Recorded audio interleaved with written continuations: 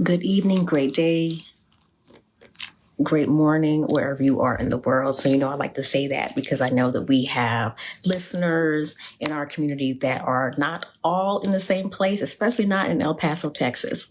So I do apologize for this being a little bit late. I did take a nap, which was not planned. But as soon as I get on the couch, I end up going to sleep. So I'll probably end up going to sleep because it's 11 now. I have to get up early in the morning to prepare my day, start grading again. So, but this too shall pass. But so I wanted to share, if you saw the title, it talked about, or it said, the two books that pretty much influenced me to get more intentional with my self-care. And so before I get into the two books, my goal is to always have this live. For those that are watching the replay, thank you for watching the replay. Place your comments in the comments as far as what book actually influenced you or inspired you to learn more or to focus more on intentional living when it comes to self-care, your personal wellness. And so I've really talked about self-care majority of the time as an online coach. I say online coach because that's where I started from. I actually started my online coaching business. And I'd like to say practice. But of course, it is a digital business that I started in 2017. It had its ebbs and flows. It constantly has its ebbs and flows. And I'm actually in the transition right now, the process of deciding where to move forward to as far as starting from scratch, starting over, or just refining a few things. I don't like to use the word just, but refining a few things when it comes to my audience messaging and how I will communicate with my community, because a lot of times I have not, based on my military career and my profession and things that I've done throughout my career, I have not been able to do the community events that I want to do in my local area because of training, exercises, things of that nature. And so this has been a different experience because of me being an instructor. For the time of this recording, I am actually distance learning now. I was on the resident side at the Sergeant's Major Academy, but now I'm actually on the distance learning side. And so the experience is different. It's not the same. My reactions or my interactions with the students,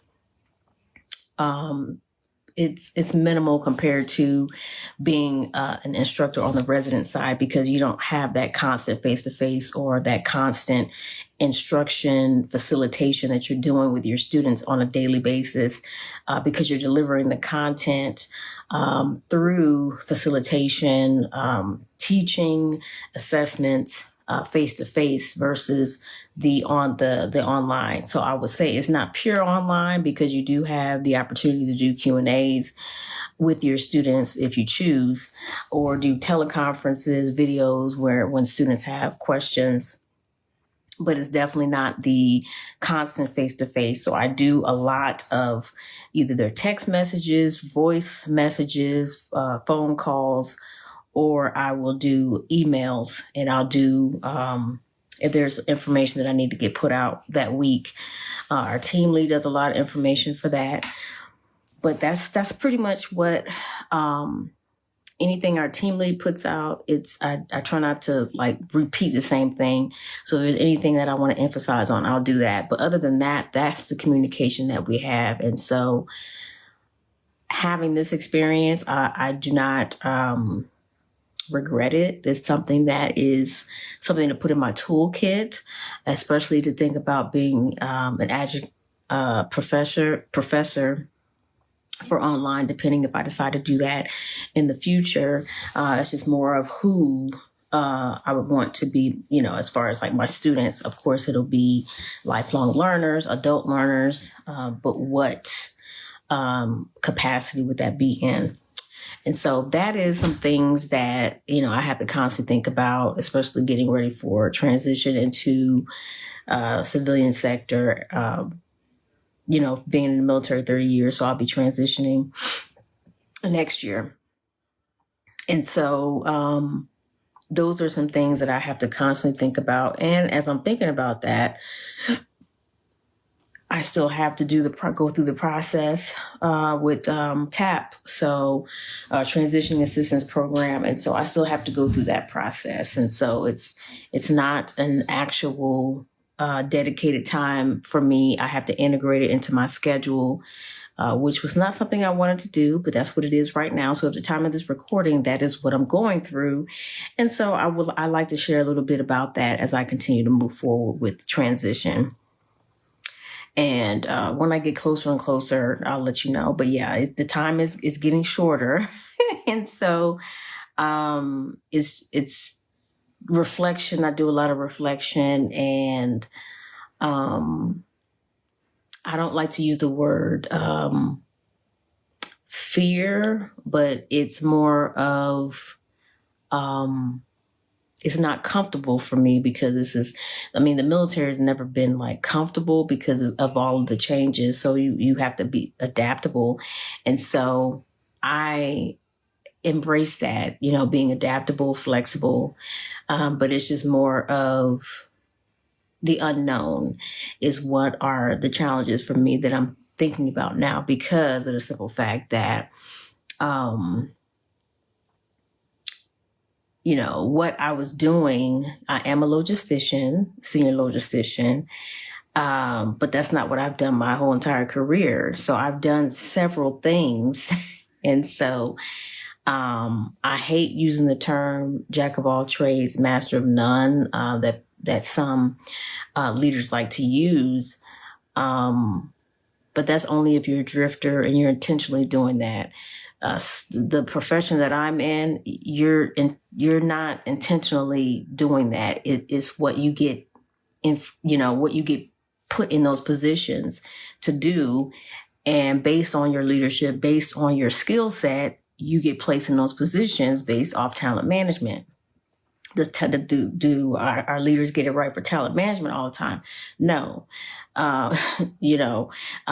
We're human, we're not robots, and even robots can make mistakes depending on what data you put in the system.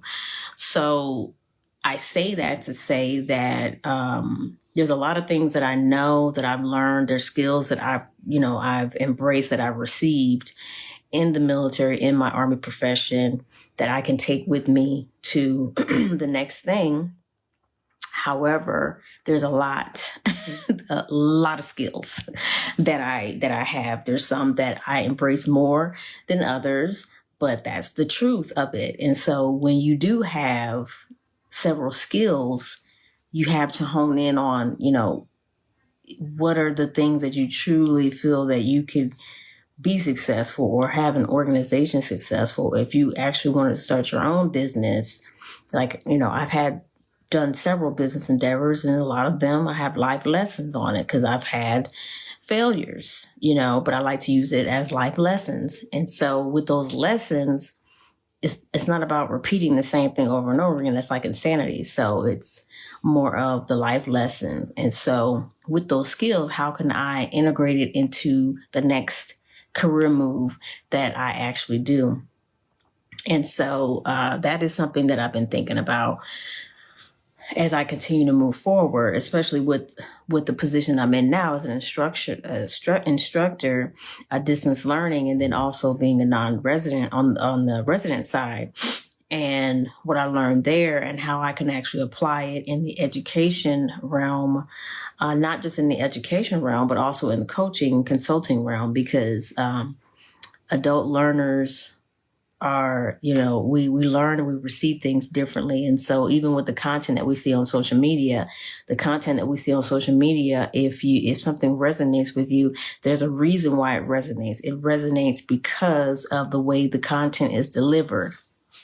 Sometimes you may not get it, you may not receive it if it's in a certain format that that you can't receive based on your learning style.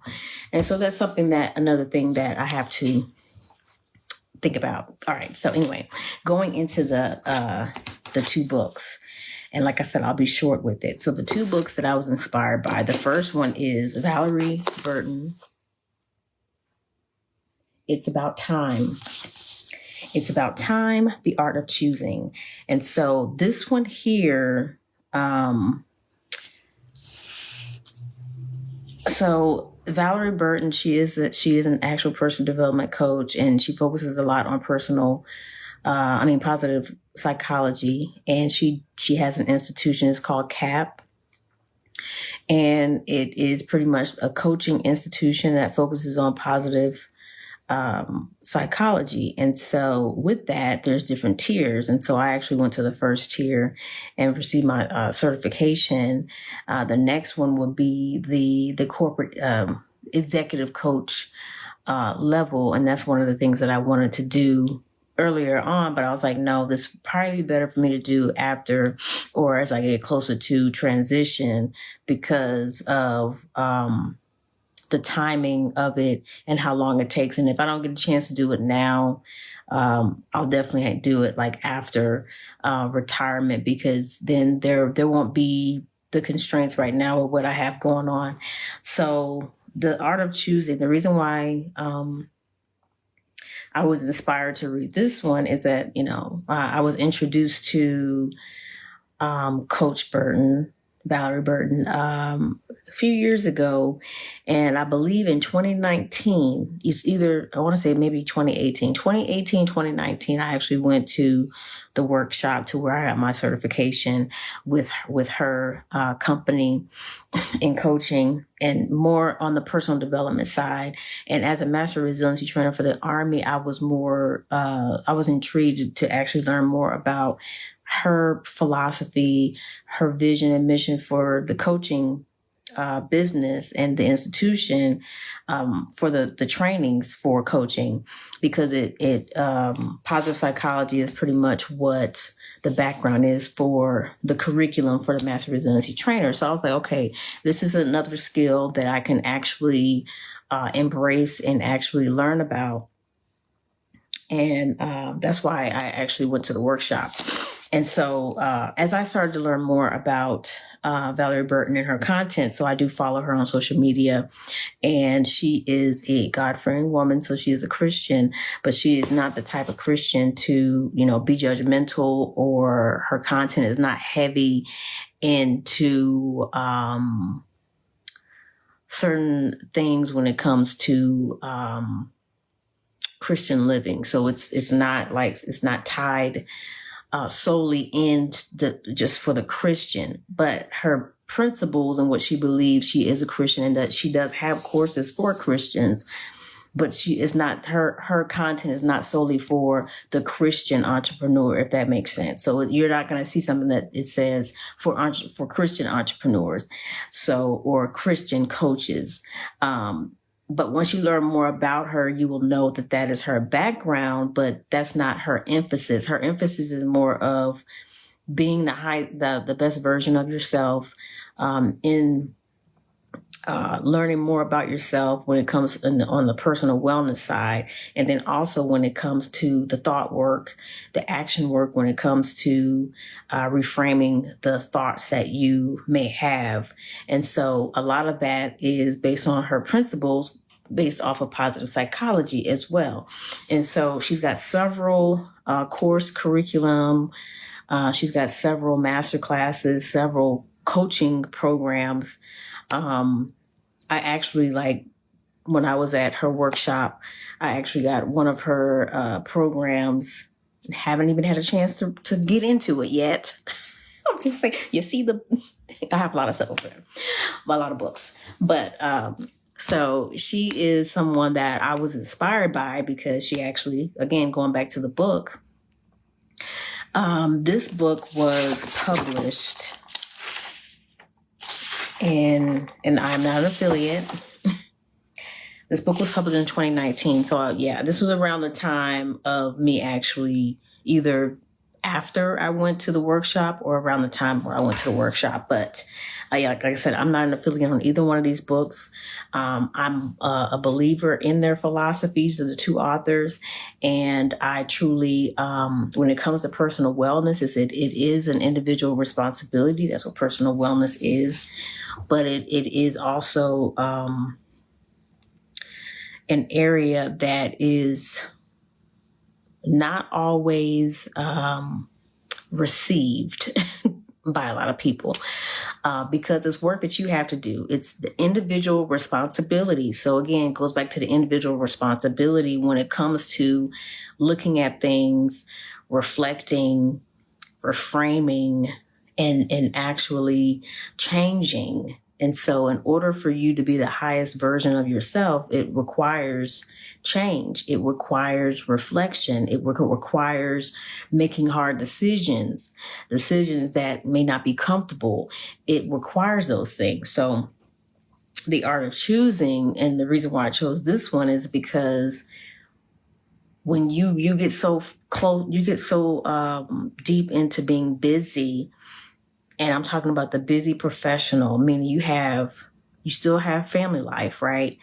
But you got the family life, you have entertainment, things that you want to do, that you enjoy. But then the core of it all is your profession, and your profession can be demanding depending on what you're doing. So those that actually have demanding positions that requires you to think, requires you to take action, requires you to team build, requires you to have teamwork, requires you to be part of a project. I mean, I'm talking about any type of position that requires those things, and the majority of them are pretty much all the jobs if you're in a profession, right? And so at times you get so busy that starts to integrate and actually come over to other things in your life. And then you just start doing that to where everything, it becomes out of whack. And so I was so intrigued about this book is because she had a Bible study with the book. And I believe it's still on the Bible app. You can actually go to that. And I probably may I probably will do it tonight, but I'll probably link it in the comments or something of that nature. But this one, in a nutshell, it talks about determining what is urgent and what isn't. And so everything is not urgent. But sometimes the people that we engage with or we have to interact with at work will make it seem as though it's urgent, and it isn't.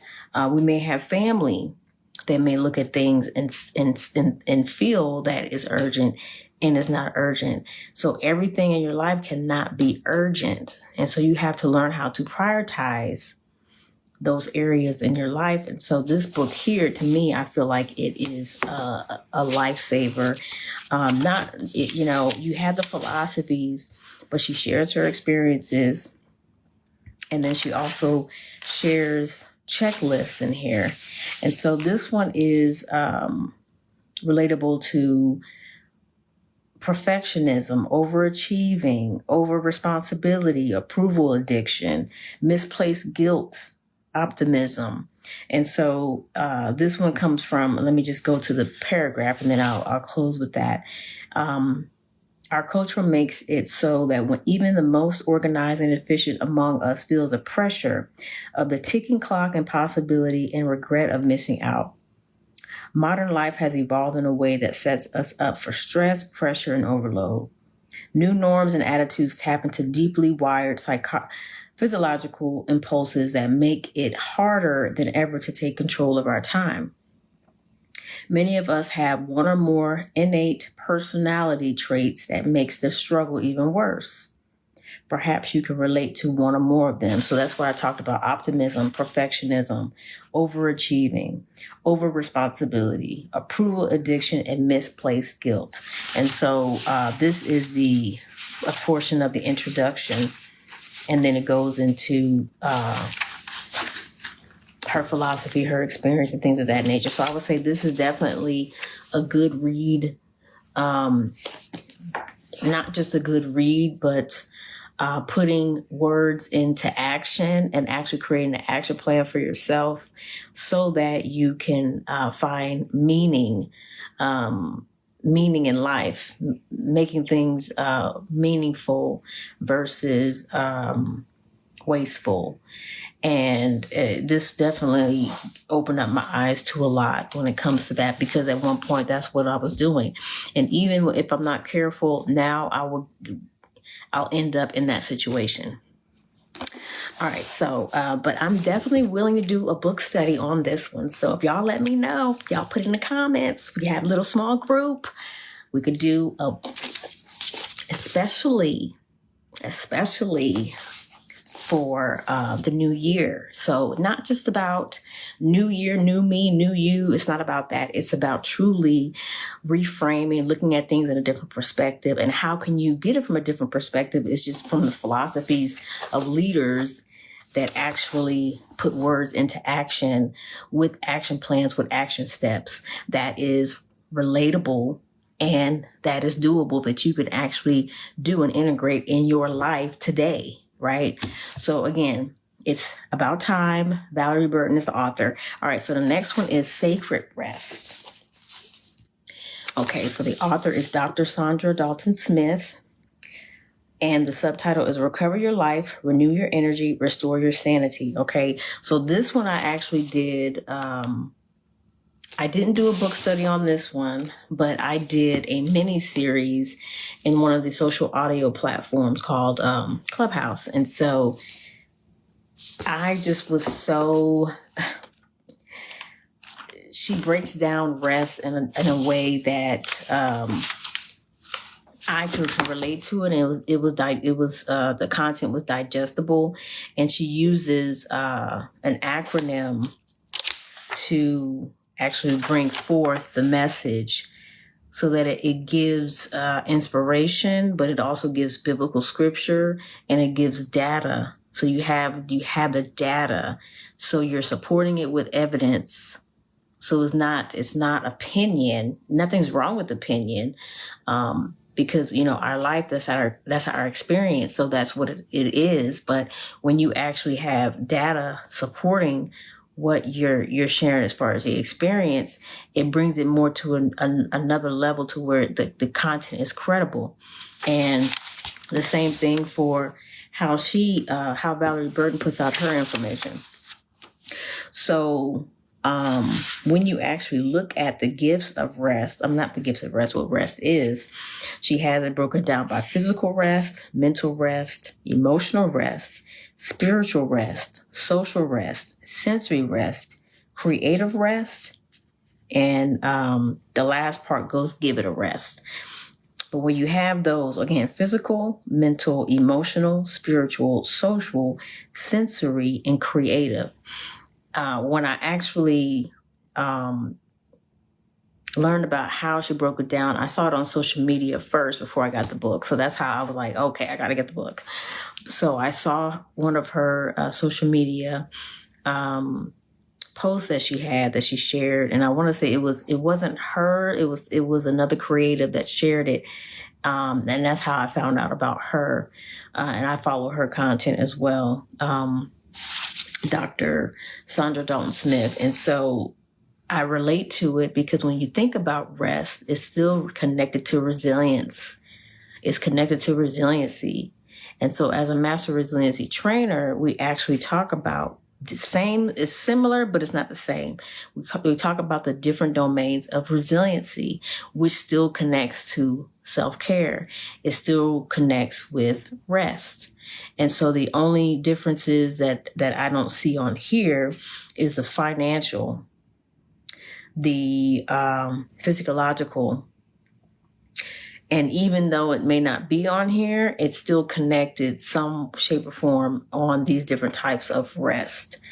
And so when you have a sense of safety, that's still resilience, that's still self-care, that still impacts you when it comes to rest, right?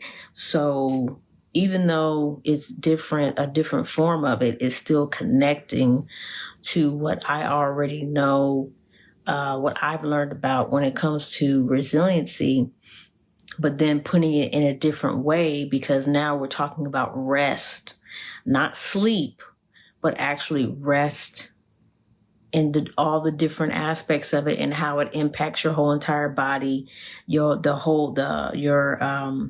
how it impacts your body and then influences other areas of your life. Well, all areas of your life. So again, it's physical rest, mental rest, emotional rest, spiritual rest, social rest, sensory rest, creative rest. And then it's broken up into 3 parts. And then this is what I'll close with for,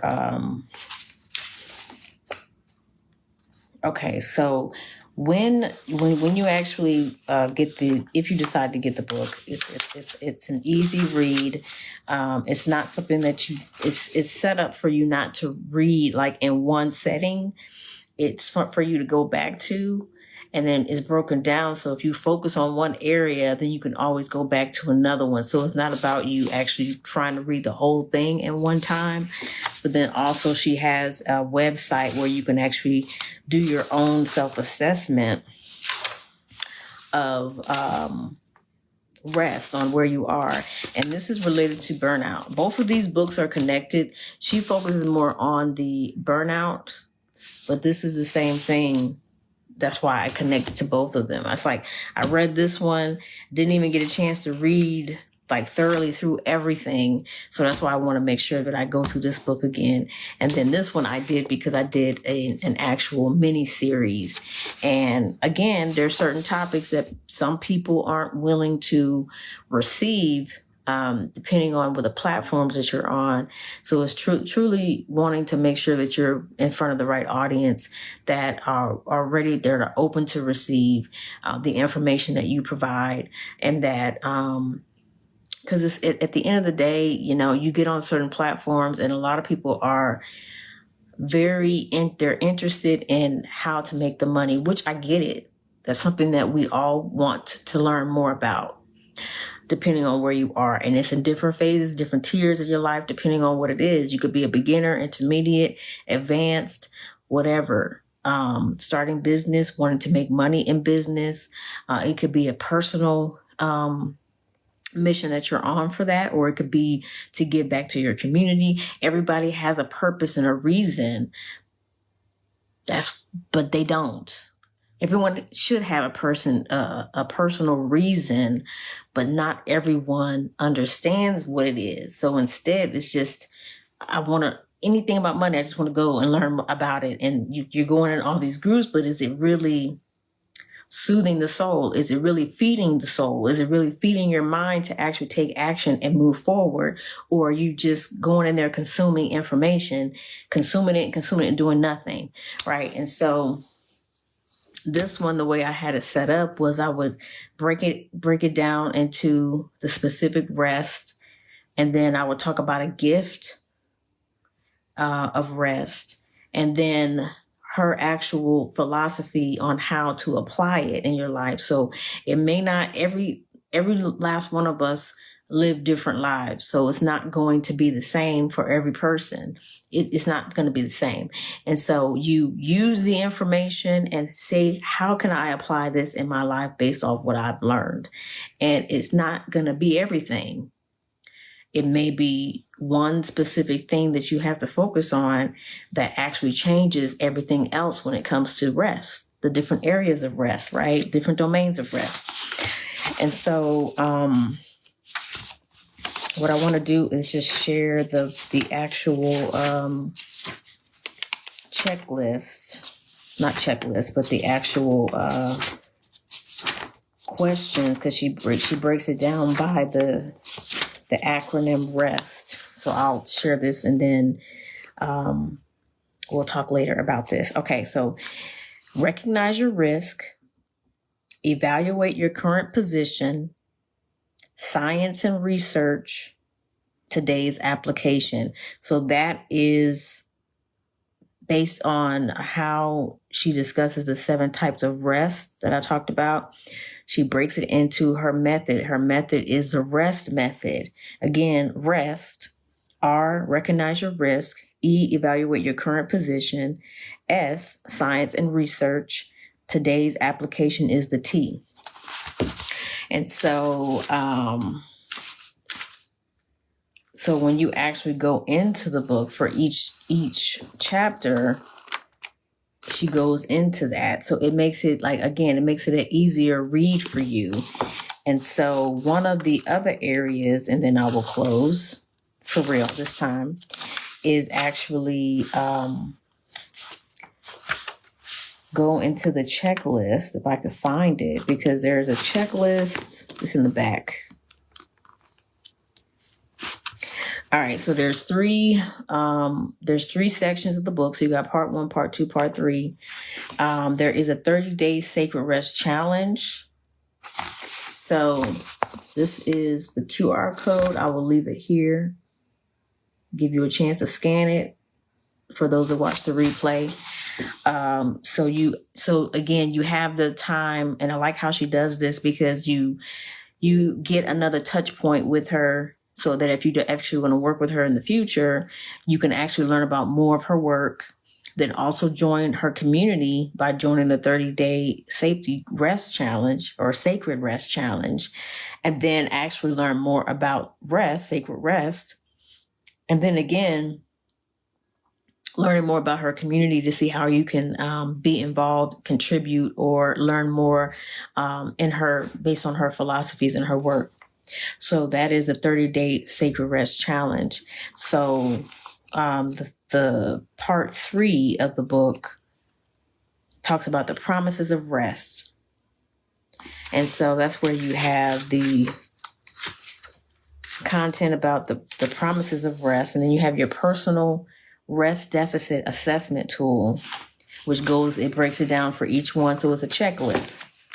So you're pretty much answering the questions, you're checking off where you are in that domain. So again, going over every area of rest, and you actually putting a check beside it based on how you feel.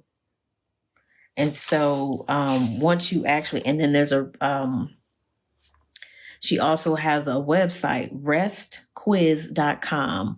So you can actually go in there, use the assessment tools in the book, but it's also, you can go online and do that as well. And again, this is another way to be part of her ecosystem, get on her email list, learn more about her work and sacred rest and other work that she has that's connected to that.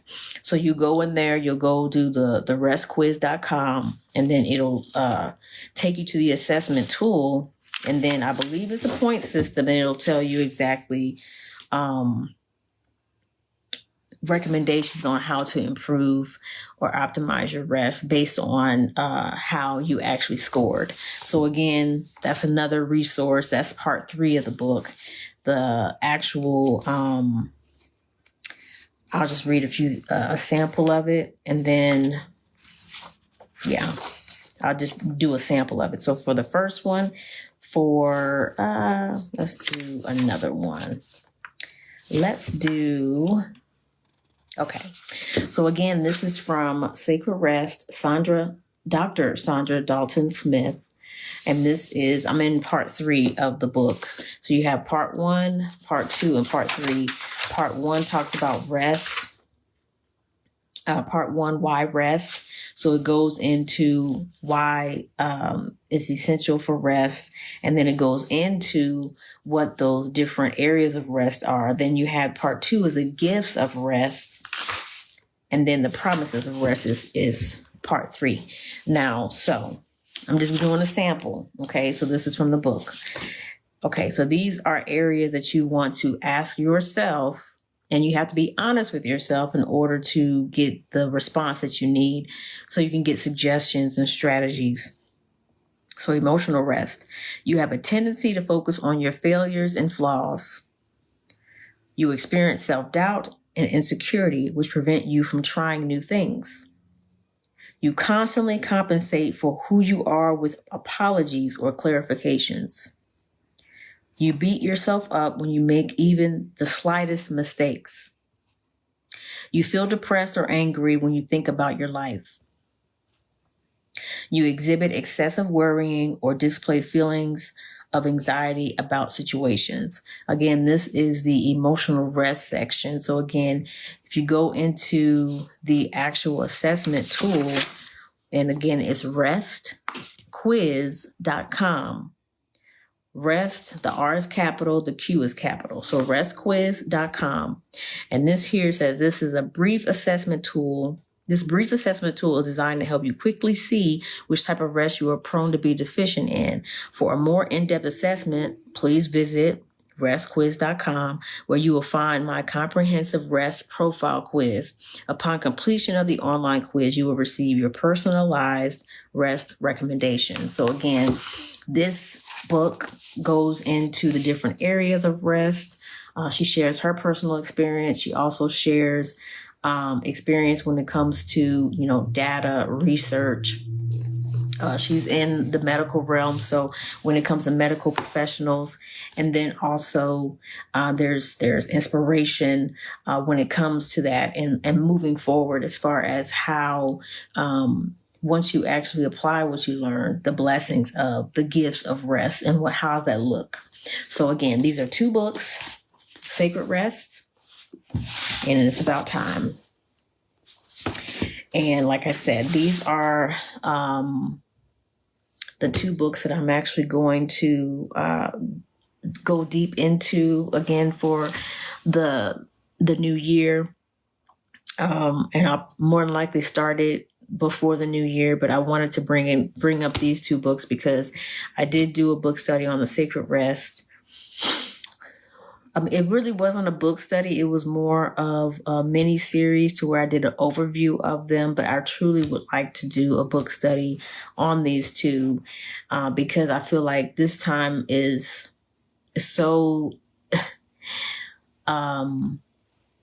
important for me right now because of the transition that I'm going through. And then the other book, Sarah Jakes, is the other one that I'm going to add to my list. So these three books, I will start to dig in and don't know how long it's going to take me, but this is what I want to do. I have several other books to read, as you can see over here. And then I have another book based on my my study that I'm having with my spiritual advisor. So it is working with the law, and I'm actually in the law of non-resistance. So that's where I'm at right now in the chapter. All right, so I've been here on too long already. And so it's time for me to rest and get some sleep and then start my day. So thank you all for being here. For those that are watching the replay, if you have any comments based on what I talked about for the 2 books, if you're interested, let me know. Place them in the comments when you can. All right, love you and have a blessed day, blessed night, morning, wherever this time is for you. And I will chat with you tomorrow.